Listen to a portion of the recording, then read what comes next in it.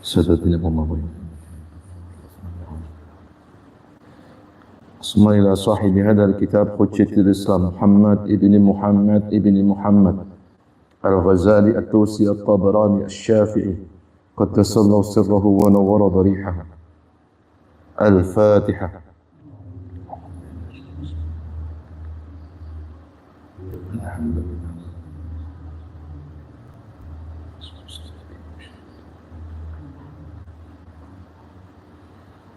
Bismillahirrahmanirrahim. Qala muallifu rahimahullahu ta'ala wa nafa'ana Allahu bihi wa bi'ulumihi fid dharain amin ya rabbal alamin.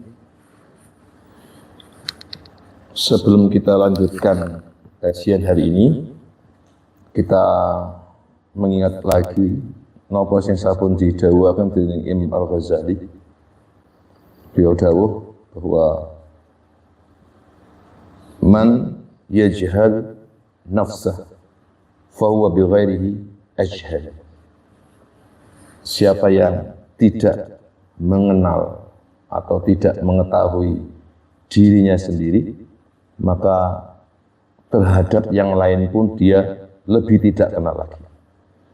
Maka supaya kita bisa mengenal Allah Subhanahu wa ta'ala, ya, mengenal manusia-manusia yang lain, berarti kita awali dengan apa? Mengenali diri sendiri dulu. Baik.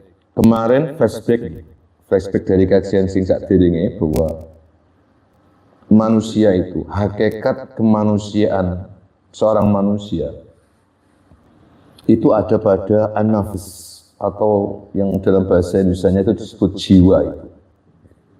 Nafs. Nah, an-nafs niku ada dua. Satu an-nafs al-hayawaniyah, yang kedua niku an-nafs al-insaniyah.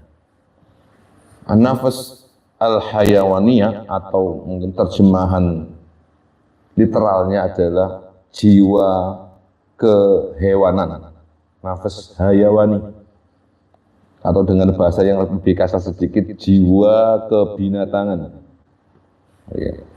Jiwa hewani. Yang kedua ada istilah jiwa insani. Nah, nanti kita akan bahas tentang jiwa insani. Habis ada yang bahas tentang jiwa insani, flashback dulu nggih, biar kajiannya itu ada runutan. Bahwa jiwa hewani yang ada pada diri kita itu terdiri dari dua kekuatan, dua daya, dua power. Di mana dua ini satu diantaranya adalah al-quwwah al-muharrikah. Yang kedua adalah al-quwwah al-mudrikah. Al-quwwah al-muharrikah itu artinya satu kekuatan yang ada pada diri manusia yang fungsinya itu sebagai penggerak. Jadi quwwah muharrikah, kekuatan atau daya untuk bergerak. Jadi tangan, kaki, semua anggota tubuh itu bisa bergerak itu karena ada daya di situ. Ono setrum, ono kabel, ono setrumnya yang mboten saged melampah.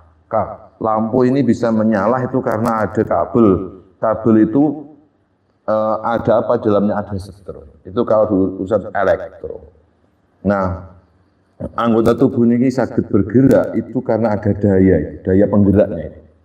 Itu disebut dengan al-quwwah al-muharrikah. Nah, daya penggerak ini wonten dua. Kita bisa bergerak itu karena ada dua kekuatan. Kekuatan yang pertama, kekuatan direct yang bersifat langsung gerak. Nah, kekuatan gerak niki itu sumbernya ada pada al-a'sab wal adolat. Ada di saraf-saraf dan ada pada otot-otot. Nah, otot-otot ini kemudian dan saraf disambungkan oleh tendon, ya, sehingga otot bisa bersambung dengan tulang. Ini oleh karena penyambung ya, rama kabel ya, sangat sambung nih. Itu namanya apa? Tendon atau autar cara bahasa Arab. Lek bahasa medisnya itu tendon. Kemudian kalau tulang satu dengan tulang yang lain itu bisa tersambung itu ada namanya ligamen. Nah, jadi dia sifatnya lentur sehingga ketika kaki ini ya contoh tangan ketika gini ini bisa lentur seperti ini karena ada ligamen, karena ada tendon tadi itu. Seperti apa namanya penyambung. Kita bisa ngomong seperti ini itu karena ada tendon dan ligamen. Ini yang lebih paham harusnya Mas Yusuf ini ya, di bidang medis itu nanti akan dibahas itu. Nah itu namanya muharrik mubasyir lil harakah. Jadi ada kekuatan yang ada di dalam urat saraf dan ada pada otot yang dibantu oleh tendon dan ligamen itu sehingga manusia bisa bergerak. Tapi ingat, ini tidak bisa bergerak kalau tidak ada pendorongnya. Nah, disitulah yang disebut itu jenenge al-ba'isa. Al-ba'isa itu satu kekuatan yang mendorong anggota tubuh bisa bergerak. Nah, ba'isah niki dibagi menjadi dua. Ada pendorong yang namanya syahwaniyah, yang satunya lagi pendorong namanya ghadabiyah. Yang syahwaniyah itu adalah dorongan yang ada pada jiwa manusia untuk melakukan sesuatu yang dimana sesuatu itu bisa membawa hal yang baik untuk dirinya, sehingga ketika melakukan gerakan, ketika sesuatu itu sudah dituruti, ini akan muncul namanya lazatun, kesenangan, kelezatan, kenikmatan. Itu namanya syahwaniyah atau syahwat itu. Jadi pendorong yang bersumber dari apa? Syahwat. Syahwat itu apa? Keinginan, daya instingtif. Oke, saya contohkan. Ketika saya melihat kopi, ya, maka muncul ketertarikan. Itu namanya syahwat. Ya. Nah, ketika kemudian syahwat ini mendorong, nanggene ligamen, nanggene saraf, maka saraf akan bergerak menyuruh tangan ini untuk mengambil kopi. Nah, artinya ini nggak bisa bergerak kalau tidak ada pendorongnya. Pendorongnya di mana? Di syahwat tadi. Jadi kalau syahwat ini adalah dorongan yang membuat seseorang itu ingin mendapatkan hal-hal yang bisa bermanfaat pada dirinya.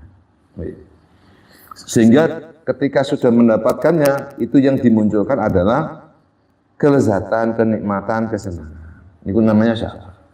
Nah, kebalikan dari niku adalah dorongan yang bersifat ghadabiyah, emotif.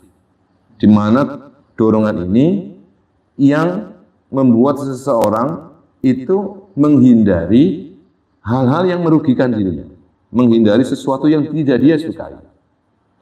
Ngerti?